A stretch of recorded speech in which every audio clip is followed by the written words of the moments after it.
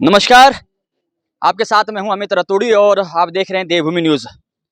चुनावी चौपाल चुनावी यात्रा पर हम निकले हैं और हम हैं इस वक्त दुगड्डा ब्लॉक में। दरअसल जानने और समझने की कोशिश करेंगे कि जनता का मूड क्या है। बीते 20 साल से यमकेश्वर भाजपा का गढ़ रहा है और इस बार रेणु बिष्ट भाजपा से प्रत्याशी हैं। कांग्रेस से शैलेंद्र रावत हैं। यूकेडी की बात करें तो शांति प्रसाद भट्ट हैं। लेकिन क्या इस बार बीजेपी का किला ढहेगा? क्या इस बार बीजेपी यहाँ पर फिर प्रचंड बहुमत सरकार बनाएगी या फिर शैलेंद्र रावत यहाँ पर विधायक के तौर पर कांग्रेस से आएंगे? हमारे साथ दुगड्डा में यहाँ पर जनता मौजूद है। सीधा तौर पर जनता से ही बात करेंगे। भाजपा का समर्थक भी हूँ, कार्यकर्ता भी हूँ, पर लेकिन अब स्वास्थ्य देखो, को लेकर क्या काम है आपके क्षेत्र में? अगर मैं दुगड्डा की बात करूँ, इस ब्लॉक की बात करूँ, तो यहाँ पर क्या कुछ स्वास्थ्य की बात है? कौन सा यहाँ पर अच्छा एजुकेशन सिस्टम है? रोजगार को लेकर क्या कुछ है यहाँ पर? स्वास्थ्य के क्षेत्र में तो अभी फिलहाल तो इतना कुछ है नहीं उस हिसाब से, लेकिन प्रयास कर रहे हैं उसे। बाहरी प्रत्याशी था, भाजपा ने भी गलती करी है कि बाहरी प्रत्याशी को उतारा। तो हम चाहते हैं इस बार लोकल प्रत्याशी हो। रेणु बिष्ट लोकल प्रत्याशी है, जानेगी इस क्षेत्र की समस्याओं को, किस प्रकार की समस्याएं होती है। बाहरी प्रत्याशी समस्याओं को नहीं जान सकता है, लेकिन इस समय स्थानीय प्रत्याशी है। हमें सबको मिलकर एक स्थानीय प्रत्याशी का साथ देना चाहिए। और अगर स्थानीय बेटी, हमारी घर की बेटी अगर बाहर वालों से संघर्ष करे, तो हमसे ज्यादा दुर्भाग्य किसी का हो नहीं सकता कि हमारी घर की महिला बाहर वाले से संघर्ष कर रही है, लड़ रही है। इस उत्तराखंड का यही दुर्भाग्य है। हम कह रहे हैं, अभी विजय बर्तवाल ने पिछले 5 साल में कार्य करने थे, तो विजय बर्तवाल को टिकट नहीं दिया, बाहरी प्रत्याशी यहाँ उतार दिया। वही इस बार कांग्रेस ने करा है, बाहरी प्रत्याशी यहाँ उतार दिया। क्या इस यमकेश्वर में कांग्रेस के पास कोई योग्य प्रत्याशी नहीं है कि जो यहाँ पे इन आम जनता की समस्या को, ये यमकेश्वर विधानसभा की समस्याओं को हल कर सके? ये कहना सरासर गलत होगा कि कोई भारी और भीतरी प्रत्याशी है। हम इसकी भर्त्सना करते हैं। शैलेंद्र सिंह रावत पिछले 2017 के बाद यमकेश्वर विधानसभा के अंदर तमाम जगह जाकर के प्रत्येक व्यक्ति से, उस व्यक्ति से भी मिले हैं जो अंतिम व्यक्ति है, उससे भी उन्होंने मुलाकात की। और पिछले 2017 के बाद लगातार वो क्षेत्र में रहे। शैलेंद्र सिंह रावत बाहरी नहीं, भारी प्रत्याशी के रूप में यमकेश्वर विधानसभा में है। और पूरा जन गंगा भोगपुर से लेकर के, कौड़िया किमसार से लेकर के, आपका दोनी खंडोरी से लेकर के, और द्वारिखाल ब्लॉक, यमकेश्वर ब्लॉक के तमाम उन दूरस्थ क्षेत्रों में भी मैं भी उनके साथ लगातार काफ़ी वर्षों से, 3-4 वर्षों से काम कर रहा हूं। तो प्रत्येक जगह क्षेत्र से वो वाकिफ है। और वे पूर्व में दुगड्डा ब्लॉक के ब्लॉक प्रमुख भी थे, भली भांति पूर्व विधायक भी हैं। और मैं समझता हूं कि उनसे अच्छा योग्य प्रत्याशी इस क्षेत्र में नहीं है। जहां तक भारतीय जनता पार्टी की बात है, आप समझ रहे हैं, ये केवल झूठ और जुमलों की पार्टी है। इन्होंने लोगों को ठगने का काम किया। ये जैसे हर बार क्या करते हैं, चेहरा बदल देते हैं। क्या चेहरे बदलने से क्या लोगों को गुमराह किया जा सकता है? जनता बड़ी सचेत हो चुकी है। निश्चित रूप से अब की बार पूरे प्रदेश के अंदर कांग्रेस सरकार आ रही है। और शैलेंद्र सिंह रावत आपके पास भी आऊंगा। एक मिनट, मैं भी इनसे पूछना चाहूंगा। इन्होंने बोला कांग्रेस की सरकार है, ये चलो हम मान गए, कांग्रेस की सरकार आ गई। ये मुख्यमंत्री का चेहरा बता सकते हैं? क्या हरीश रावत मुख्यमंत्री होंगे या प्रीतम पवार होंगे? 2 गुट हो रखे हैं, इनका अपना ही पता नहीं है। प्रीतम पवार का 1 गुट हो गया, प्रीतम सिंह का 1 गुट हो गया और हरीश रावत का 1 गुट हो गया। क्या ये बता सकते हैं कि दोनों में से मुख्यमंत्री बनने लायक कौन है? ये अभी इनको कुछ हुआ नहीं है। आपसे कि मुख्यमंत्री एक मिनट। अब आप मेरे को एक चीज ये बता दीजिए, ये हमारे चाचा जी हुए, आप मेरे को एक चीज बता दीजिए चाचा जी, हैं आप एक मतलब 5 साल में आप 3 मुख्यमंत्री बदल रहे हैं। देखिए, आपने 3 मुख्यमंत्री। ठीक है। मैं उस चीज को नहीं कर रहा हूँ। नहीं है, चलो मैं बोल रहा हूँ, मैं इनको ये नहीं बोल रहा हूँ कि भाजपा के। मैं आपसे सबसे पहले जब आपने इंटरव्यू लिया, मैंने कहा ना मैं भाजपा का कार्यकर्ता हूँ, ना ही मैं कांग्रेस का कार्यकर्ता हूँ। मैं स्थानीय जो प्रत्याशी होगा उसका कार्यकर्ता हूँ। मैं किसी पार्टी से बिलोंग नहीं करता। आप इनको पूछ रहे हैं। हाँ, आप एक ही बात करिए। आपने कहा कि आपका मुख्यमंत्री का चेहरा, शायद आप लोकतांत्रिक पद्धति में मुख्यमंत्री का चेहरा विधायक दल के नेता चुनते हैं। जब वो लोग बहुमत में लोग आते हैं तो विधायक दल की बैठक होती है। और हमारे पास बहुत स्थायी सरकार देने के लिए, चाहे आपने 2 नाम लिए, चाहे हरीश रावत जी हो चाहे प्रीतम सिंह जी हो, एक बहुमत के आधार पर जिसको विधायक लोग चुनेंगे, स्थायी रूप से 5 साल सरकार चलेगी, उन नेतृत्व में चलेगी, न कि ऐसे चलेगी 2 या 3 या 4 मुख्यमंत्री कब बदल जाए, पेंशन बांधने के काम नहीं करवाए हमने। इनके मुख्यमंत्री कब बदल जाए, रात रात कब बदल जाए। एक मुख्यमंत्री 4 साल तक बहुत अच्छे विकास कर रहे थे, क्यों हटाया। दूसरे मुख्यमंत्री आए, पता भी नहीं चला कि कब आए कब गए, और तीसरे मुख्यमंत्री तो भगवान के सब बच गए, अन्यथा अगर और ज्यादा समय होता तो ये भी जाते। मैं आप इधर आइए, सवाल आप ही से किए जाएंगे क्योंकि सत्ता में आप हैं। 20 साल की मैं बात करूं तो विधायक आप लोगों के रहे। सवाल सत्ता पक्ष से किए जाने चाहिए, ना कि विपक्ष। विपक्ष मुद्दे उठा सकता है, मुख्यमंत्री चेहरे बदलने की नौबत क्यों आ गई? सर मुख्यमंत्री का अब हरीश पुष्कर सिंह धामी जी बहुत बढ़िया काम कर रहे हैं उस हिसाब से।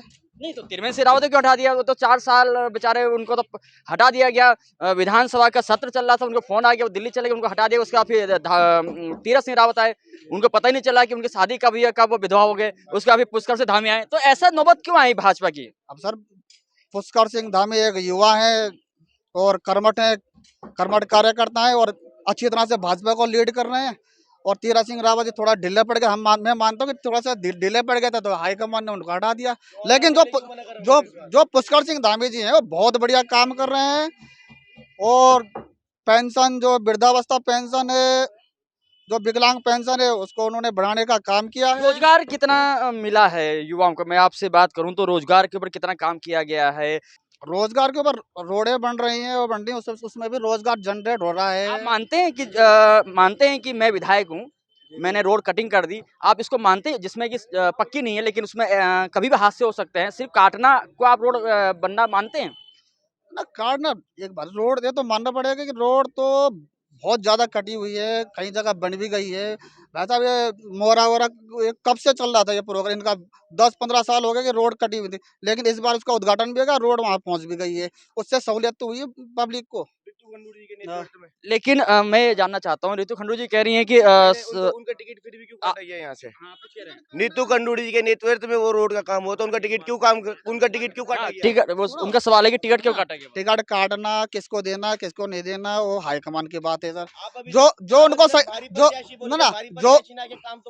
जो उनको सही लगा, रेणु बिष्ट उनको सही लगेगी, जिताओ कैंडिडेट है। देखिए अलग अलग लोग हैं, सारे लोग जो है नारे भी लगा रहे हैं। अगर मैं बात करूं, देखिए ये सारे लोग हैं अलग अलग विचारधारा के हैं, अलग अलग पार्टी के हैं। अगर मैं आपको दिखाऊं इधर, ये सारे अलग अलग विचारधारा के लोग हैं, सारे लोग हैं। एक मिनट मैं बात करूंगा, आप सभी लोगों से बात करूंगा, अलग अलग विचारधारा लोग हैं। मुझे ऐसा लग रहा है कि भाजपा के समर्थित लोग कम है क्या यहाँ पर? हमारी समस्या है रोडें बन रही है, हमारी योजनाएं हैं जो है हर समय कागजों के अंदर सीमित क्यों हो जाती है। आमसोड़ और जमरगड्डी में केवल सर्वे होता है, अभी तक रोड का कोई नाम निशान नहीं है।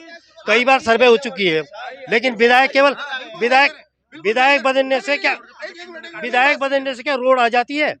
वो सही कह रहे हैं। थोड़ा मैं उनकी बात पे बिल्कुल सहमत हूँ। आप इन्होंने बोला कि भाई क्या सर्वे करने से रोड आ जाती है, आज तक ऐसा कोई काम ही नहीं हुआ। पिछली बार ऋतु खंडू को हमने वोट नहीं दी क्योंकि वो पैराशूट प्रत्याशी है, उसको क्या पता यमकेश्वर की समस्या के बारे में। भाई यमकेश्वर की समस्या के बारे में यमकेश्वर वाला जान सकता है। अभी हमारे भाई साहब कह रहे थे कि एक व्यक्ति से मिले 2017 से। भाजपा ने एक बहुत बढ़िया काम करा, स्थानीय प्रत्याशी को चुना है। पिछली बार हमने ऋतु खंडूरी को सपोर्ट नहीं किया। आप पूछो, कांग्रेस से पूछो, और आप कह रहे कि यहाँ कांग्रेस के समर्थक ज्यादा लग रहे, इसलिए कर रहे हैं। आप इस मीटिंग को यदि चौराहे में करते, कांग्रेस ऑफिस के आगे कर रहे हैं, इसलिए कांग्रेस की भीड़ ज्यादा है।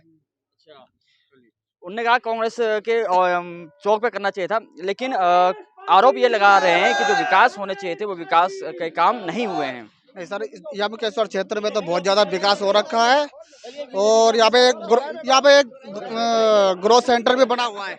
चलिए अगर चौराहे में चलना है तो चौराहे में चल लेते हैं। चौराहे में चलिए, आइए फिर चौराहे में चल लीजिए, आइए फिर चौराहे में चलिए, आइए फिर बात रही अभी हम सामने चौराहे पे चलेंगे, वहां पर भी आपको ये रिपोर्ट आगे हम इसको कंटिन्यू रखेंगे, तब तक आप जुड़े रहिएगा साथ में। तो इस वक्त मैं दुगड्डा के मेन चौराहे पे मौजूद हूँ। आपने अभी जो देखा कि जिस तरीके से बीजेपी और कांग्रेस के जो समर्थक थे उनका ये एक दूसरे पे पटाक्षेप, एक दूसरे पे आरोप लगा रहे थे। कुछ बीजेपी वाले बोल रहे थे कि भाई काम हुआ है, कांग्रेस वाले बोल रहे थे कि बीते 20 साल में हमको काम नहीं हुआ है। आप लोग पढ़ाई करते होंगे, जो अगर चुनाव है इस बार, अ, जो पहले के जो विधायक रहे हैं आपके क्षेत्र में, कुछ काम हुए हैं आपके क्षेत्रों में? हमारे क्षेत्र में तो कुछ काम नहीं हुआ अभी तक। हमारे गांव में अभी तक रोड तक नहीं आई है भाई साहब। कौन सा काम है? रास्ता तक नहीं बना ठीक से। रोड तो बहुत दूर की बात है। 3 साल हो गए बोलते बोलते। लोग ये कह रहे हैं भाई साहब, आपने बीजेपी पट्टा भी डाला है तो वो समझ सकते हैं आप बीजेपी के समर्थित होंगे, लेकिन लोग तो यही कह रहे हैं कि भाई क्षेत्रों में रोड नहीं पहुंची है, काम नहीं हुआ है। है ना कि किसी गांव में ना पहुंची हो, प्रत्येक गांव में तो पहुंच नहीं सकती सर। अब ये है कि उमलदा डबराना कई सालों से रोड नहीं गए थे। अब सुनो, अब जाके तो गुट्टा अलदबा क्या कहते हैं? ये बीजेपी के कारण था, बीजेपी की विधायक थे, इसलिए जो है घोटा गांव में रोड नहीं गई। क्यों नहीं गई? कि वो पहुंच नहीं गई, वो जीरो टाइम पे करा जब वोट आ गए, बाकी कुछ नहीं है। काम तो हुआ है ना, काम तो हुआ है। उन लोगों की आत्मा से पूछो, वो बोले कि बीजेपी को ही वोट देंगे जिन्होंने लोग तो ये कह रहे हैं कि रेणु बिष्ट बीते 5 साल से दिखी नहीं क्षेत्र में और आप प्रत्याशी उतार साहब रेणु बिष्ट 10-15 साल से 15-20 साल से संघर्ष कर रही है। 15-20 पहले कांग्रेस में थी, जब टिकट नहीं मिला कांग्रेस को हराया निर्दलीय बन के पिछले चुनाव में। और अब 5 साल से कहाँ थी, अब आई, अब बीजेपी से टिकट लेके इधर आ गई। रामदेव की चेली बनी हुई, रामदेव को सारी प्रॉपर्टी बिकवा दी, उधर सारा रामदेव ने खरीद दिया भैया एम के सर। अब देखो सर, आप काफी बुजुर्ग हैं, आपसे अभी से बात करता हूँ मैं। क्या कुछ समस्याएं हैं आप लोगों के क्षेत्र में? दुगुड्डा ब्लॉक की मैं बात करूँ, मैं दुगुड्डा ब्लॉक में, तो क्या समस्याएं हैं यहाँ पर? बुनियादी सुविधाएं बुनियादी सुविधाएं तो साहब देखो यहाँ 20 साल में कुछ नहीं हुई। अब रोड के लिए तो पैसा केंद्र सरकार देता है। यहाँ पर स्कूल, बिजली, पानी, हॉस्पिटल की सुविधाएं आज तक 20 साल में किसी भी विधायक ने नहीं दी, और हम अपने आने वाले विधायक से ही सबसे पहले हॉस्पिटल की सुविधाएं प्राप्त करेंगे। और ये 20 साल का बनवास हमने खत्म करना है।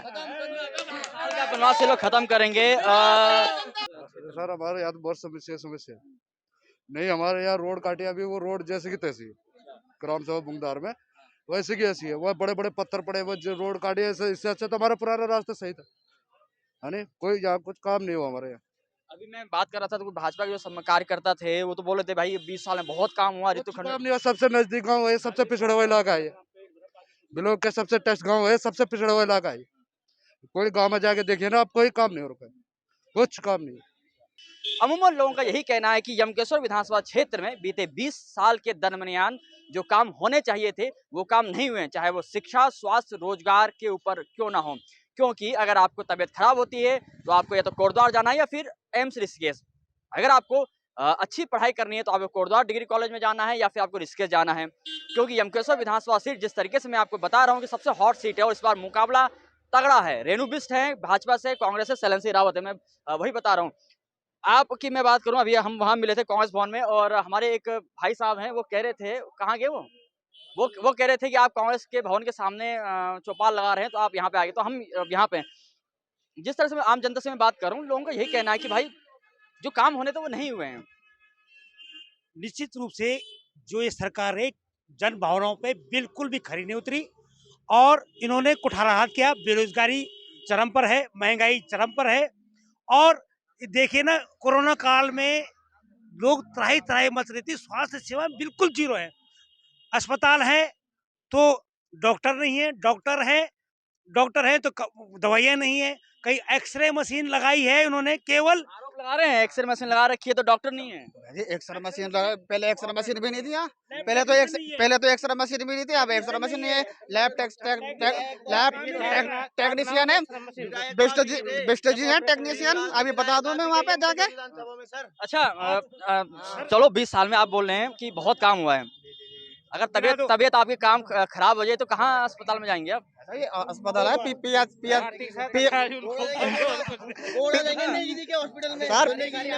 PHC दुगुड्डा है यहाँ एक्सरे ये चुनावी माहौल है। हाँ, आप कुछ कह रहे हैं। अब इन्होंने बात करी बाहरी और क्षेत्रीय प्रत्याशी की।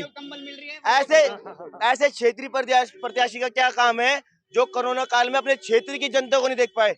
अमन बिष्ट जी, रेणु बिष्ट जी के लड़के ओके, क्षेत्र पंचायत है हमारे यमकेश्वर विधानसभा से, जिला पंचायत सॉरी है, वो जनता के बीच में नहीं दिखे कोरोना काल में हैं? आपके रेणु बिष्ट जो भाजपा ने प्रत्याशी उतार रखा है, उनके बेटे हाँ, परिवारवाद का आप भी आरोप लगाते हैं भाजपा, लेकिन भाजपा ने परिवारवाद फैला रखा है कि रेणु बिष्ट के बेटे यहाँ पर जिला पंचायत बता रहे हैं आप क्या है? हाँ, है ना देखो लेकिन वो क्षेत्र में नहीं दिखे। अब ऐसा तो हो नहीं सकता है कि कोई है ना अब ऐसा तो नहीं हो सकता सर कि कोई अगर एमएलए है तो उनका लड़का चुनाव हाँ अपने दम पे लड़ सकते हैं और अपने दम पे लेकिन आरोप जीत ये के है आए कि अमन बिष्ट ने काम नहीं किए हैं।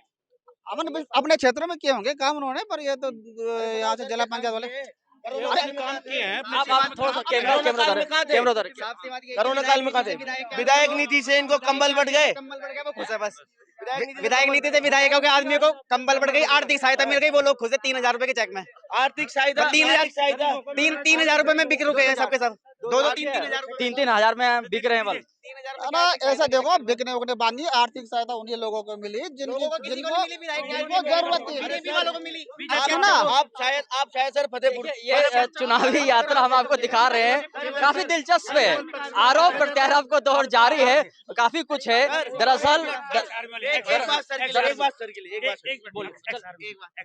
हाँ आप इधर आइए, आप एक्स आर्मी में हैं? देखिए ये एक्स आर्मी में है और दरअसल मैं आपसे पहले एक भूमिका बता दूं, ये एक्स आर्मी में है, इन्हीं से बात करेंगे।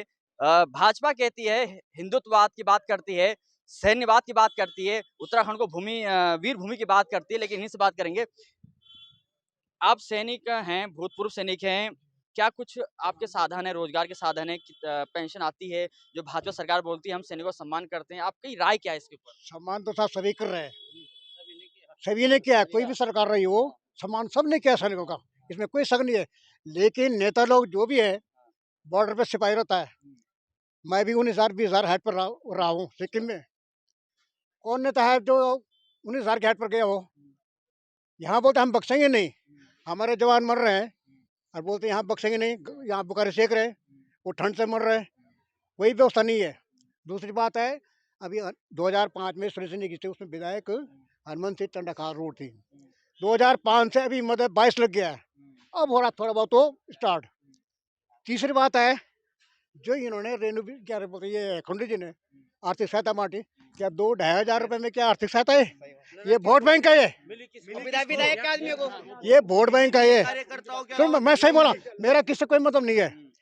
अगर आर्थिक सहायता देना है तो 15-20 हजार रुपये किसी का छप्पर टूट रहा उसको दे दो, बेचारा कुछ खा ले कुछ दिन रहे। लेकिन 2-2.5 हजार रुपए में 5,000 रुपये आर्थिक सहायता दे क्या दिया? वो 5 दिन की मजदूरी मैं भी दे सकता हूँ, जो 2.5 हजार रुपये उन्होंने दिए आर्थिक सहायता, मैं भी 5 दिन का 10 दिन का मैं भी दे सकता हूँ, मैं पूर्व सैनिक हूँ। तो नेताओं को ऐसा नहीं करना चाहिए, देना है तो सबका 5 वाले बराबर। नेता क्या करते हैं, कोटद्वार में कहेंगे पिथौरागढ़ की बात, हमने वहाँ विकास किया है, पिथौरागढ़ में बोलेंगे, जौलजी में बोलेंगे या धारचूला में बोलेंगे हमने कोटद्वार में वो विकास किया है, वो थोड़ी आ रहे हैं यहाँ देखने के लिए।